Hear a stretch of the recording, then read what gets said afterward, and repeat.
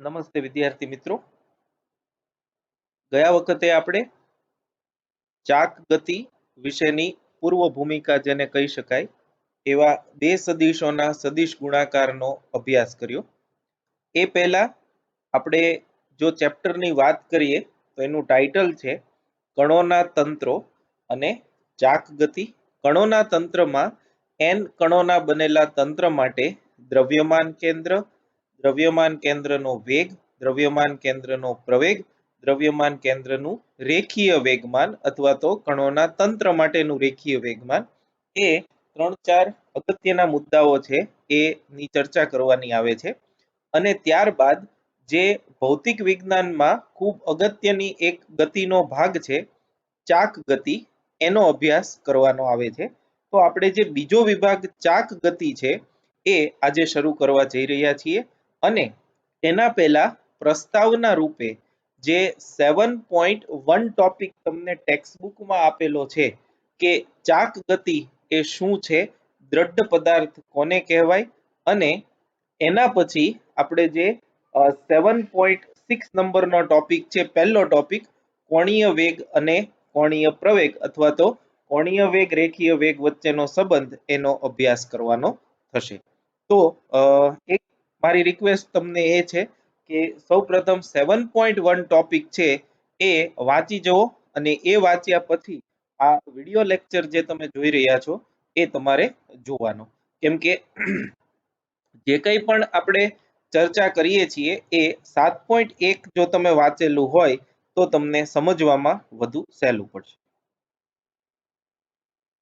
આજનું આપણું ટાઇટલ આપવાનું થશે, મુખ્ય જે ભણવાનું છે એ છે ચાક ગતિ. ઇંગ્લિશમાં આપણે એને કહીએ છીએ રોટેશનલ મોશન, ચાક ગતિ અથવા તો રોટેશનલ મોશન.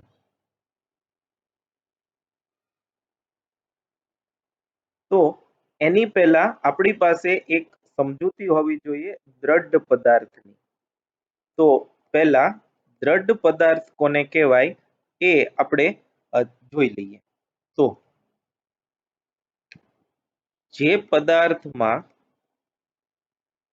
પદાર્થમાં કણો વચ્ચેના સાપેક્ષ સ્થાન એને આપણે અંતર કેવું હોય તો અંતર જ કહી શકીએ. સાપેક્ષ સ્થાન અફર જળવાઈ રહેતા હોય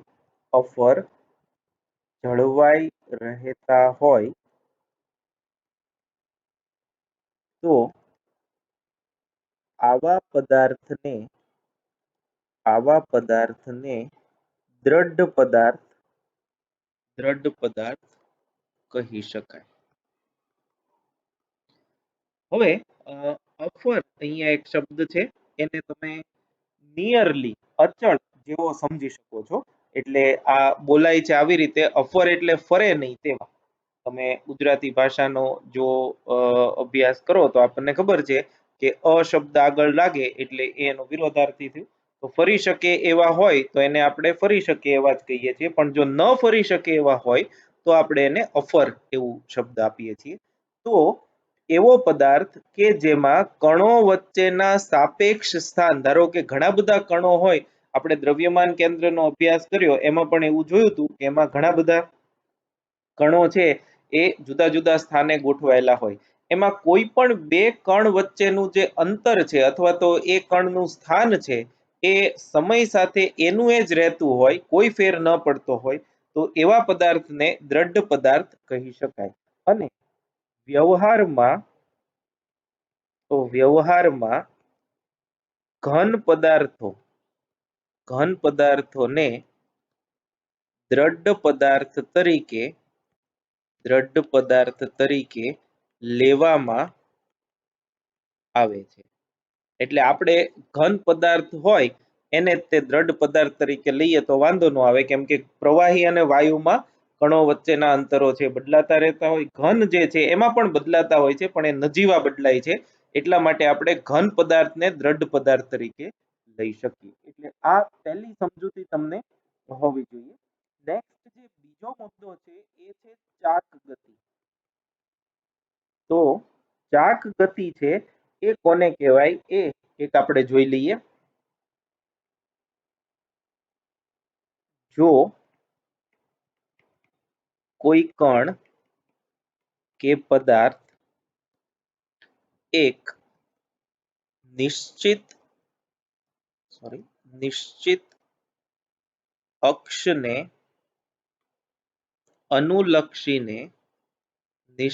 અક્ષને અનુલક્ષીને વર્તુળમય ગતિ કરતો હોય તો આવી ગતિને ચાક ગતિ કહે છે. અને જે અક્ષ ને અનુલક્ષીને, અહીંયા આપણે નિશ્ચિત અક્ષ એવું લખ્યું ને, એ અક્ષ ને અનુલક્ષીને ચાક ગતિ થતી હોય તે અક્ષને ભ્રમણાક્ષ કહે છે. તે અક્ષને ભ્રમણાક્ષ કહે છે. ભ્રમણની અક્ષ એટલે ભ્રમણાક્ષ. એટલે ફરીથી જોઈ જઈએ આપણે એક વખત. જો કોઈ કણ કે પદાર્થ એક નિશ્ચિત અક્ષને અનુલક્ષીને વર્તુળમય ગતિ કરતો હોય તો આવી ગતિને ચાક ગતિ કહે છે. અને જે નિશ્ચિત અક્ષને અનુલક્ષીને ગતિ કરતો એ અક્ષને ભ્રમણાક્ષ એવું આપણે નામ આપ્યું છે. એ અક્ષને આપણે નામ આપ્યું છે ભ્રમણાક્ષ. જેમ કે તમે, હું ઉદાહરણ પણ સાથે લખી નાખું. ફોર એક્ઝામ્પલ, પંખાની ગતિ. તમે પંખો જુઓ તો પંખામાં જે પંખાનો સળિયો હોય એ સળિયો ફિક્સ રહે છે અને એને અનુલક્ષીને પંખો જે છે એ ગોળ એના પાંખિયા જે છે એ વર્તુળાકાર ગતિ ગોળ ફરે છે.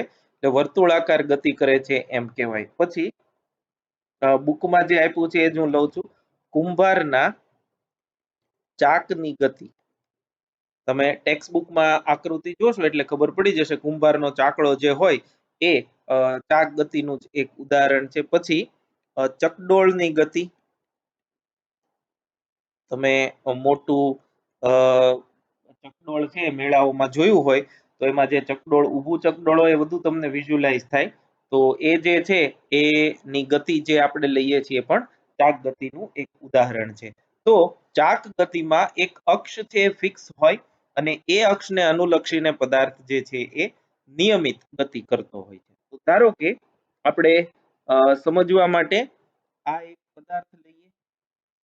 આ ધારો કે એક દ્રઢ પદાર્થ છે. દ્રઢ પદાર્થ હોય એટલે આ ઘન એને દર્શાવવા માટે હું આવી રીતે શેડિંગ કરું છું. તમે ન કરો તો પણ ચાલશે. અને આ જે છે એ એની ભ્રમણાક્ષ છે. આ અક્ષને અનુલક્ષીને પદાર્થ આમ ગતિ કરે છે. આ વર્તુળમય ગતિ થઈ. આ જે અક્ષ છે આ અક્ષને આપણે નામ આપ્યું છે ભ્રમણાક્ષ. તો જુઓ, જુદા જુદા કણ જો આપણે ધ્યાનમાં લઈએ, ધારો કે એક કણ અહીંયા છે અને આપણે P1 કહીએ, બીજો કણ અહીંયા છે અને આપણે P2 કહીએ, એક કણ અહીંયા છે અને આપણે P3 કહીએ, એક કણ અહીંયા છે અને આપણે P4 કહીએ, તો એક કણ અહીંયા છે, ધારો કે આપણે એને P5 કહીએ. તો આ અક્ષથી અંતરો, ધારો કે P1 નું R1 છે, P2 નું R2 છે, P5 નું R5 છે, P4 નું R4 છે, P3 નું R3 છે. તો આ બધા કણ જે છે, જુઓ તમે, આ વર્તુળમય ગતિ કરે એટલે આ કણ જે છે આમ ગતિ કરતો હોય. વર્તુળમય ગતિ કરે એટલે એનું વર્તુળ આમ બને. પછી આ કણ જો ગતિ કરતો હોય તો એનું વર્તુળ આમ બનશે. આ કણ જે છે તો એની ત્રિજ્યા નાની બને. આ કણ જે છે તો એનું વર્તુળ આમ બને. બરાબર. તો આ કણ જે છે, બધા કણ તમે જો P1 છે, P2 છે, P3, P4, P5 બધા માટે આ અક્ષ જે છે એ કોમન છે, બધા કણો જે છે એ આ એક અક્ષને અનુલક્ષીને વર્તુળમય ગતિ કરે છે. તો આવી જે ગતિ છે એ ગતિને આપણે નામ આપ્યું છે ચાક ગતિ. અને જે સ્થિર અક્ષ ને ફરતે ભ્રમણ કરે છે એ સ્થિર અક્ષને આપણે નામ આપ્યું છે ભ્રમણાક્ષ. તો બે અને આમાં તમે P1 અને P5 વચ્ચેનું અંતર જો જુઓ એટલે આ અંતર એ દરેક સમયે સમાન જ રહેશે, અંતર બદલાતું નથી. એટલે આ અંતર જો કોન્સ્ટન્ટ હોય એવી રીતે P5 P2 P3 P2 P3 P4 વચ્ચેના અંતરો જો સમાન જળવાઈ રહેતા હોય તો એને દ્રઢ પદાર્થ કહેવાય. એટલે આપણે પહેલેથી જ એવું ધારી લીધું છે કે આપણને આપવામાં આવેલો પદાર્થ જે છે એ દ્રઢ પદાર્થ જ છે. તો આ જે આપણો 7.1 નંબરનો ટોપિક છે એનો ટૂંક સાર જેને કહી શકાય એ મેં આ તમને 10-15 મિનિટ જે શરૂઆતની છે એમાં કહી દીધું. 3 શબ્દો અથવા તો 3 સમજૂતી ચાક ગતિ માટે ખૂબ જ પાયાની કહી શકાય અને ખૂબ જ અગત્યની છે. એમાં પહેલું જે છે એ દ્રઢ પદાર્થ, કોને દ્રઢ પદાર્થ કહેવાય એ. બીજું જે છે એ છે ચાક ગતિ કોને કહેવાય તે. અને ત્રીજું જે છે એ છે ભ્રમણાક્ષ, કઈ અક્ષને આપણે ભ્રમણ અક્ષ કે ભ્રમણાક્ષ કહી શકીએ. તો એની માહિતી અને એની સમજૂતી એ બંને તમારી પાસે હોવી ખૂબ જ જરૂરી છે. તો જે આપણે પદાર્થ સમય સાથે સ્થાન બદલતો હોય, જેમાં પદાર્થ જેમ કે બસ જે છે એ ગતિ કરતી હોય તો એની ગતિ જે છે એને આપણે રેખીય ગતિ કહીએ છીએ, અને ટ્રાન્સલેશનલ મોશન એવું આપણે ઇંગ્લિશમાં કહીએ છીએ. જ્યારે સ્થિર ભ્રમણાક્ષની ફરતે ગતિ થતી હોય તો એને આપણે ચાક ગતિ કહીએ છીએ. તો આ બંને ગતિઓ જે છે એ જુદી જુદી છે અને બંનેનું મહત્વ પણ ફિઝિક્સમાં એક સમાન છે. અમુક ગતિઓ જે છે ટ્રાન્સલેશનલ છે જેને શુદ્ધ સ્થાનાંતરણ મોશન એવું કહીએ છીએ, અને બીજી જે છે એ ચાક ગતિ છે. તો ચાક ગતિ કરતા જેટલા પદાર્થો છે એના વિશેની માહિતી હવે આપણે એક પછી એક લેતા જવાની છે. તો એમાં પહેલું જે છે એ છે કોણીય વેગ. જેમ આપણે વેગની ચર્ચા કરી હતી રેખીય ગતિમાં, એ જ પ્રમાણે હવે આપણે પહેલો જે ટોપિક આવે છે જે આપણી ટેક્સ્ટબુકમાં ટોપિક નંબર 7.6 જે છે એ હવે આપણે શરૂ કરીએ છીએ. એ છે કોણીય વેગ અને રેખીય વેગ. કોણીય વેગ અને રેખીય વેગ એ બંને વચ્ચેનો સંબંધ શું છે એ આપણે હવે જોવા માંગીએ છીએ. તો એના માટે ફરીથી હું જે આકૃતિ દોરી હતી એની આકૃતિ દોરી અને તમને સમજાવું. ધારો કે આ જે છે આ એક દ્રઢ પદાર્થ છે, આ એક દ્રઢ પદાર્થ. એ દ્રઢ પદાર્થ છે એવું બતાવવા માટે આ હું જે ગ્રે કલરનો શેડ છે એ રાખું છું, જેથી કરીને પોલો પદાર્થ છે એવું તમને ન લાગે. એટલે આ જે છે એ ડાર્ક એવું બતાવે છે કે આ પદાર્થ છે ઘન પદાર્થ જેવો તમને દેખાય છે. આ જે છે એ એની ભ્રમણાક્ષ છે. એટલે ભ્રમણાક્ષને હું આવી રીતે દર્શાવું છું. સોરી, ભ્રમણાક્ષ જે છે એને હું આવી રીતે દર્શાવું છું. આ એની ભ્રમણાક્ષ થઈ, અને એને આપણે Z અક્ષ તરીકે લઈએ અને એ આમ ભ્રમણ કરે છે. જેમ હમણાં મેં તમને કીધું એમ, ધારો કે અહીંયા આગળનો કોઈ એક કણ છે એનું t સમયે સ્થાન P છે અને એ r ત્રિજ્યાના વર્તુળાકાર માર્ગે ગતિ કરે છે. આ r એના ગતિપથની ત્રિજ્યા થઈ અને એનો વર્તુળાકાર જે ભ્રમણ કક્ષા છે એ આવી થશે. આ એની વર્તુળાકાર ભ્રમણ કક્ષા થઈ. તો r ત્રિજ્યાના વર્તુળાકાર ભ્રમણ કક્ષામાં એ ગતિ કરે છે. ધારો કે t બરાબર 0 સમયે એનું સ્થાન, અથવા તો t બરાબર t1 સમયે એનું સ્થાન P1 પાસે છે અને આમ ગતિ કરે છે. આમ ગતિ કરે છે એટલે ધારો કે અમુક સમય પછી એ અહીંયા પહોંચ્યો P2 સ્થાને t બરાબર T2 સમયે, તો એ આ થયું. આ અંતર તો r જ હશે બરાબર, જોજો અત્યારે દ્વિપરિમાણ છે એટલે એવું લાગે, બાકી આ અંતર અને આ અંતર બંને r જ થશે. અને આ દરમિયાન ધારો કે આ જે ખૂણો બદલાણો, પહેલાથી પછીનો જે ખૂણો બદલાણો, એ ખૂણાનો જે ફેરફાર છે એ ધારો કે ડેલ્ટા થીટા જેટલો છે. એ ફેરફાર છે એ ડેલ્ટા થીટા જેટલો છે. તો આપણે આમ લખી શકીએ, આકૃતિમાં દર્શાવ્યા મુજબ ધારો કે એક કણ r ત્રિજ્યાના વર્તુળાકાર માર્ગે ગતિ કરી રહ્યો છે. ધારો કે એક કણ r ત્રિજ્યાના વર્તુળાકાર માર્ગે ગતિ કરી રહ્યો છે. આ કણનું t બરાબર t1 સમયે સ્થાન P1 અને t બરાબર t2 સમયે સ્થાન P2 છે, અને t1 થી t2 સુધીના સમયગાળા દરમિયાન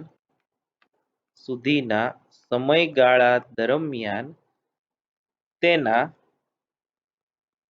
કોણમાં થતો ફેરફાર ધારો કે ડેલ્ટા થીટા છે. તો ડેલ્ટા થીટાને કોણીય સ્થાનાંતર કહે છે. ડેલ્ટા થીટા ખૂણામાં થતો ફેરફાર એટલે ખૂણાના સ્થાનનો ફેરફાર, એને કોણીય ખૂણાનો સ્થાનાંતર એવું આપણે કહીએ છીએ. તો કણનો સરેરાશ કોણીય વેગ નીચે મુજબ લખી શકાય. તો એ થશે કોણીય વેગ બરાબર કોણીય સ્થાનાંતર ના છેદમાં સમય.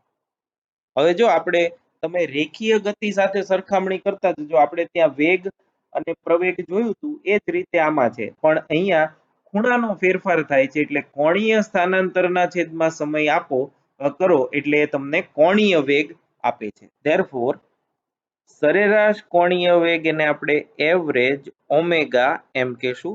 ઓમેગા જે છે એ આનો સંકેત છે, બરાબર ડેલ્ટા થીટા ના છેદમાં ડેલ્ટા ટી. આ સરેરાશ કોણીય વેગ એનું સૂત્ર છે. અને એનો એકમ કોણીય સ્થાનાંતર રેડિયનમાં મપાય, ખૂણો રેડિયનમાં મપાય, આપણને ખબર છે, છેદમાં સેકન્ડ. અને પારિમાણિક સૂત્ર ખાસ યાદ રાખજો, પારિમાણિક સૂત્ર જે છે m0 L0 t-1, કેમ કે રેડિયન જે છે ખૂણાનું કોઈ પારિમાણિક સૂત્ર હોતું નથી, કેમ કે પૂરક એકમ છે.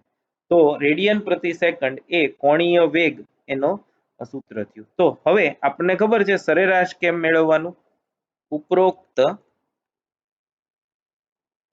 સમીકરણમાં limit delta T tends to 0 લેતા ટી સમયે તત્કાલીન વેગ અથવા તો તત્કાલીન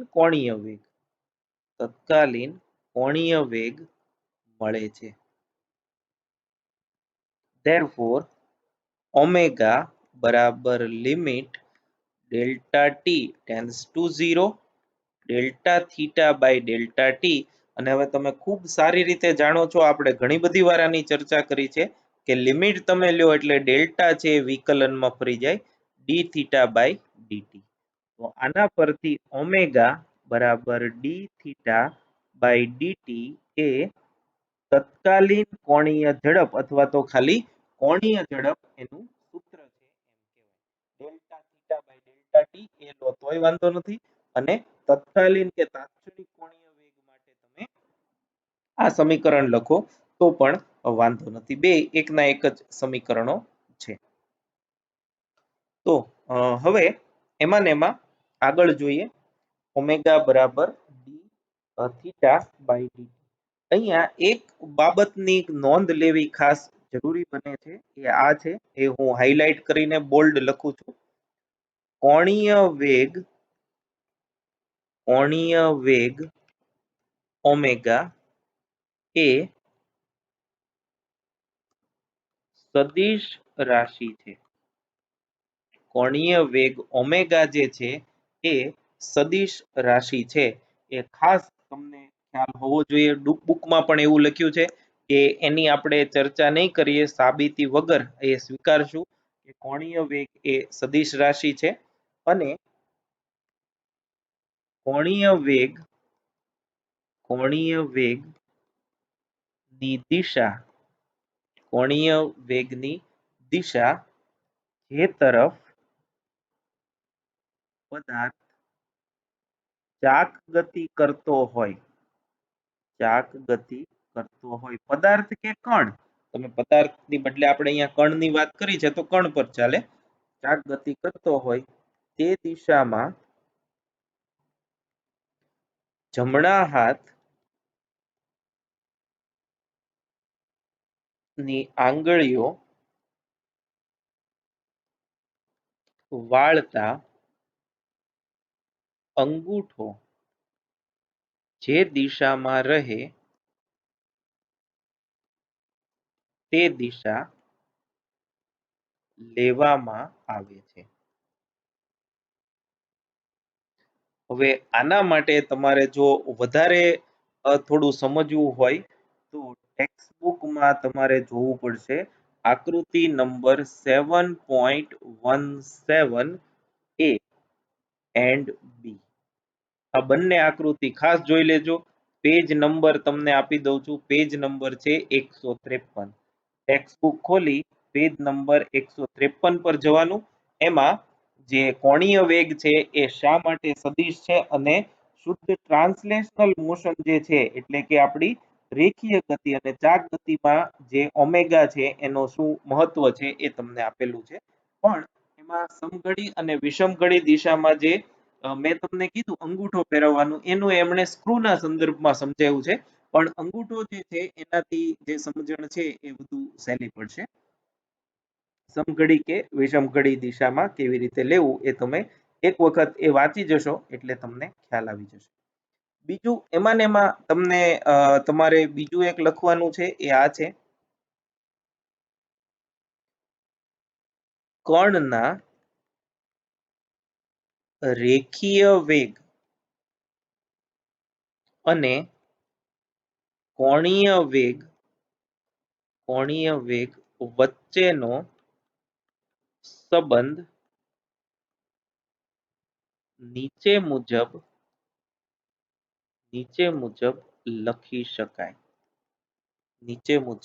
લખી શકાય. અને એ આપણે લખીએ છીએ v બરાબર r ઇન્ટુ ઓમેગા.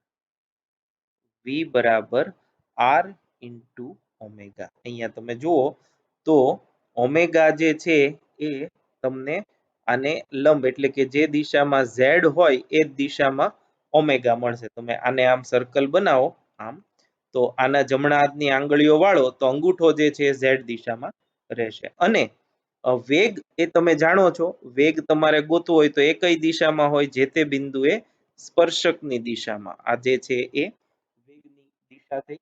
તો વેગ જે છે એ સ્પર્શકની દિશામાં હોય, અને વેગ અને કોણીય વેગ અને રેખીય વેગ વચ્ચેનો જે સંબંધ જે છે એ v બરાબર r ઓમેગા ની જેમ લખી શકાય.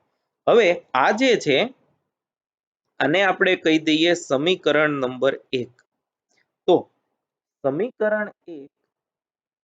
સમીકરણ 1 માં v અને ઓમેગા બંને સદિશ છે. આથી સમીકરણ 1 ને સદિશ સ્વરૂપે નીચે મુજબ લખી શકાય. અને એ સૂત્ર જે છે એ આવું છે v વેક્ટર બરાબર omega cross r. v vector બરાબર ઓમેગા ક્રોસ r પરિણામ નંબર 2. આમ જે પરિણામ 1 છે એ v અને ઓમેગા એટલે કે રેખીય અને કોણીય વેગ વચ્ચેનો અદિશ સંબંધ અને પરિણામ 2 એ v અને ઓમેગા વચ્ચેનો સદિશ સંબંધ દર્શાવે છે. એટલે તમને એમ કે v અને v r ઓમેગા વચ્ચેનો અદિશ સંબંધ શું છે, તો આપણે લખીએ છીએ v બરાબર r ઓમેગા. અને તમને એમ કે સદિશ સંબંધ શું છે, તો એ આપણે યાદ રાખશું v બરાબર ઓમેગા ક્રોસ r. એની પણ 7.17 જે આકૃતિ આપી છે એમાં બી વિભાગમાં સમજૂતી આપી છે, પણ એ કાંઈ આપણે નહીં કરીએ તો પણ ચાલશે. અથવા તો omega into r into sine theta એ મૂલ્ય થશે, પણ સાઇન થીટા છે કાયમ 90 ડિગ્રી હોય એટલે આપણે v બરાબર r ઓમેગા એવું સીધું આના માટે લખી શકીએ. તો આ જે છે એ કોણીય અને રેખીય વેગ વચ્ચેના સંબંધના બે સૂત્રો છે. અને આ બંને સૂત્રો, આ પહેલું સૂત્ર અને આ બીજું સૂત્ર બંને ખૂબ અગત્યના, એનો આપણે દાખલાઓ અને આગળની થિયરીમાં પણ ઉપયોગ કરવાનો છે. નેક્સ્ટ જે આપણો ટોપિક છે એ છે કોણીય પ્રવેગ અને એને આપણે આલ્ફા વડે દર્શાવીએ છીએ. સંકેત ખાસ યાદ રાખજો, કોણીય પ્રવેગ જે છે એનો સંકેત જે છે એ આલ્ફા છે. તો જેમ આપણે જે રેખીય ગતિમાં ભણતા હતા એની જેમ જ કોણીય વેગમાં થતા ફેરફારનો દર કોણીય પ્રવેગ આપે છે. તો એના પરથી therefore આલ્ફા બરાબર ડી ઓમેગા બાય ડીટી આમ લખી શકાય. આ આલ્ફાનું સૂત્ર છે સમીકરણ નંબર 3 તમે એને કહી શકશો. તો એમાં બહુ કાંઈ છે નહીં, જેમ આપણે a બરાબર dv બાય dt લખતા હતા, પ્રવેગ એટલે વેગનું સમય પ્રત્યેનું વિકલન, એમ કોણીય વેગનું સમય પ્રત્યેનું વિકલન તમને કોણીય પ્રવેગ આપશે. એ વસ્તુ સમજવાની છે. તો આ કોણીય વેગ અને રેખીય વેગ વચ્ચેનો સંબંધ, કોણીય વેગનો કન્સેપ્ટ, કોણીય વેગ શું છે એ અને એની સમજૂતી, અને એના પરથી કોણીય પ્રવેગ શું છે એની માહિતી મેં તમને આજે આપી. હવે જે ટેક્સ્ટબુકમાં આપેલું છે એમાં ઘણું બધું એવું છે કે જે સમજવામાં તમને થોડો મુશ્કેલી પડે, થોડી લેંગ્વેજ પણ અલગ છે અને અલગ અલગ રીતે એની સમજૂતી છે. તો જે મટીરિયલ તમને પ્રોવાઈડ કરવામાં આવ્યું છે એમાં જે આપેલું છે એ જોઈ લઈએ, એ ખાસ આપણા માટે અગત્યનું છે. તો તમે અહીં જુઓ છો એમ આ એક દ્રઢ પદાર્થ છે. આ જે છે એ દ્રઢ પદાર્થ છે. આપણે યામ પદ્ધતિ લીધી છે x y અને z. આ જે છે એ એની ભ્રમણની દિશા છે અને એ ઓમેગાની પણ એ જ દિશા હોય છે. તો આ જે છે એ આપણી ભ્રમણાક્ષ છે જે અક્ષની ફરતે ગતિ કરે છે. તો તમે જુઓ પહેલું સેન્ટેન્સ, એક દ્રઢ પદાર્થ z અક્ષને અનુલક્ષીને ચાક ગતિ કરે છે એમ દર્શાવેલ છે. ચાક ગતિ કરતા દ્રઢ પદાર્થનો કોઈ એક લાક્ષણિક કણ, ગમે એ કણ આપણે લીધો, બિંદુ P દર્શાવેલ છે જેનું કેન્દ્ર C હોય એવું એક વર્તુળ બનાવે જેની ત્રિજ્યા r છે અને તે એક બિંદુ P નું અક્ષથી લંબ અંતર છે. તમે જોઈ શકો છો એમ આ જે r અંતર છે એ અહીંથી આનું લંબ અંતર થયું અને આપણે જાણીએ છીએ P ના સ્પર્શકની દિશામાં તેનો રેખીય વેગ છે. એટલે આ રેખીય વેગ છે v એ જે તે વર્તુળાકાર માર્ગ જે છે એને સ્પર્શકની દિશામાં હોય છે આપણે જાણીએ છીએ. ધારો કે ડેલ્ટા ટી સમયગાળા બાદ કણ P થી P ડેશ પર આવે છે અને કોણ PCP પ્રાઇમ એ ડેલ્ટા ટી સમયમાં કણનું કોણીય સ્થાનાંતર ડેલ્ટા થીટા દર્શાવે છે.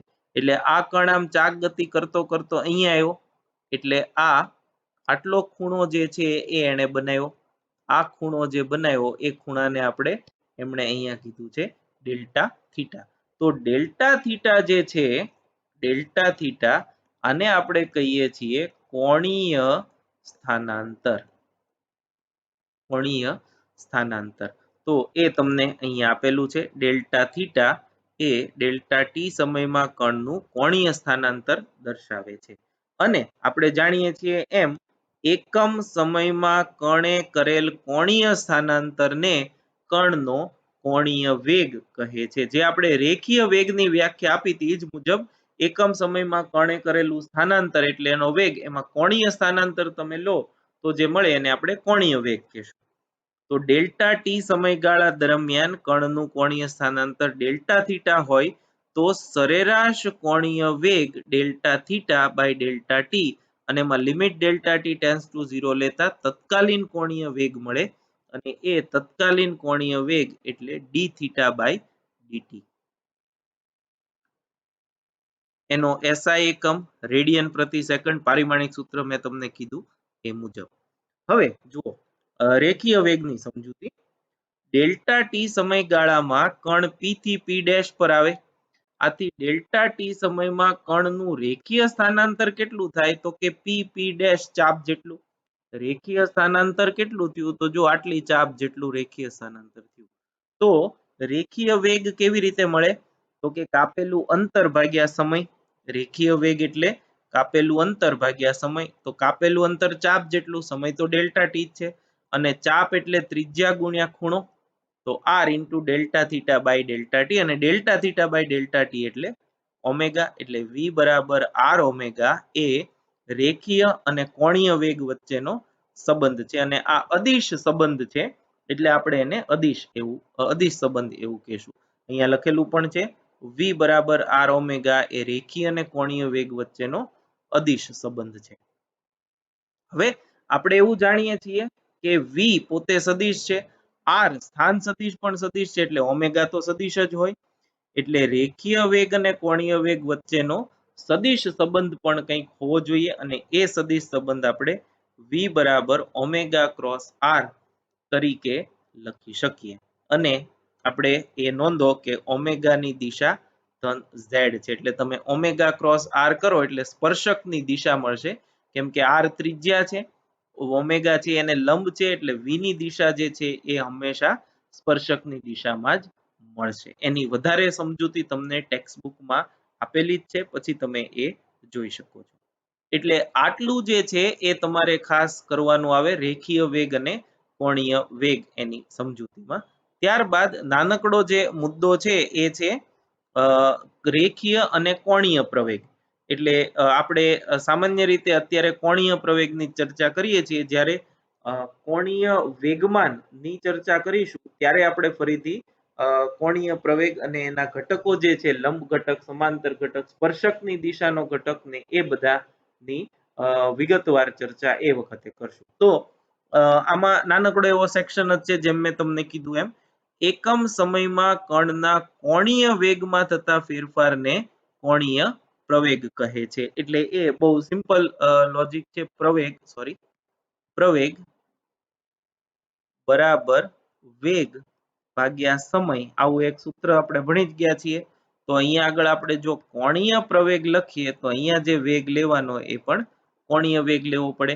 એટલે કોણીય વેગ ધારો કે ડેલ્ટા ટી સમયગાળામાં કોણીય વેગનો ફેરફાર ડેલ્ટા ઓમેગા હોય તો પહેલા આપણે આમે લખી શકીએ સરેરાશ કોણીય પ્રવેગ આલ્ફા બરાબર delta omega by delta T અને ત્યારબાદ આમાં limit delta T tends to 0 લેતા તત્કાલીન પ્રવેગ મળે અને તત્કાલીન કોણીય પ્રવેગ જે છે એ આપણને મળ્યો ડી ઓમેગા બાય ડીટી જેટલો અને એનો એકમ રેડિયન પ્રતિ સેકન્ડ સ્ક્વેર થશે કેમ કે ઓમેગા નો એકમ રેડિયન પ્રતિ સેકન્ડ છેદમાં બીજું એક સેકન્ડ આવે એટલે છેદમાં થશે સેકન્ડ સ્ક્વેર અને એનું પારિમાણિક સૂત્ર t-2 એવું થશે m0 l0 t-2 એ કોણીય પ્રવેગનું પારિમાણિક સૂત્ર છે. તો જે આપણે રેખીય ગતિનો અભ્યાસ કર્યો પ્રકરણ નંબર 3 માં એ તમને સારી રીતે યાદ હવે રહી ગયું છે. તમે ધોરણ 9 માં પણ એનો અભ્યાસ કરી ચૂક્યા છો. રેખીય વેગ, કોણીય વેગ, પથ લંબાઈ, સ્થાનાંતર એનું આપણે વિડિયો લેક્ચર તેમજ જે રૂટીન આપણા લેક્ચર્સ હતા એમાં પણ વિસ્તારપૂર્વક એની ચર્ચા કરી. સરેરાશ અને તત્કાલીન વેગ પ્રવેગ વિશે પણ જોયું હતું. હવે એની એ જ વસ્તુઓ જે છે એ આપણે ચાક ગતિ જે કરતો પદાર્થ હોય એના માટે રિપીટ થાય છે. પણ ચાક ગતિમાં ફક્ત ખૂણાઓનો જ ફેરફાર થાય છે. ચાક ગતિમાં જે રેખીય ગતિ છે પદાર્થનું સમય સાથે સ્થાન નથી બદલાતું, ફક્ત પદાર્થ વર્તુળાકાર માર્ગે જ ગતિ કર્યા કરે છે. એટલે આવી ગતિ માટે જેટલી પેરામીટર્સ આપણે જોઈએ એમાં આગળ એક શબ્દ ઉમેરશું એને આપણે નામ એ કહીએ છીએ કોણીય. એટલે વેગ હોય તો કોણીય વેગ, સ્થાનાંતર હોય તો કોણીય સ્થાનાંતર, પ્રવેગ હોય તો કોણીય પ્રવેગ. આગળ જતા આપણે વેગમાન જોશું તો એ પણ કોણીય વેગમાન અને એ રીતે એની સમજૂતીઓ છે. તો આજે આપણે ચાક ગતિ જે છે એ કોને કહેવાય, દ્રઢ પદાર્થ કોને કહેવાય, ભ્રમણાક્ષ શું છે એની પ્રાથમિક માહિતી લીધા પછી ચાક ગતિ કરતા પદાર્થો માટેની અલગ અગત્યની બે રાશિઓ કોણીય વેગ અને કોણીય પ્રવેગ એની ચર્ચા કરી અને કોણીય વેગ અને રેખીય વેગ વચ્ચેનો સંબંધ શું છે એની પણ ચર્ચા કરી છે. આ આજના લેક્ચર પૂરતું આટલું રાખીએ છીએ. આવતા વખતે આપણે ટોર્ક અને કોણીય વેગમાન જે 7.7 નંબરનો ટોપિક છે એની ચર્ચા કરીશું. Thank you very much.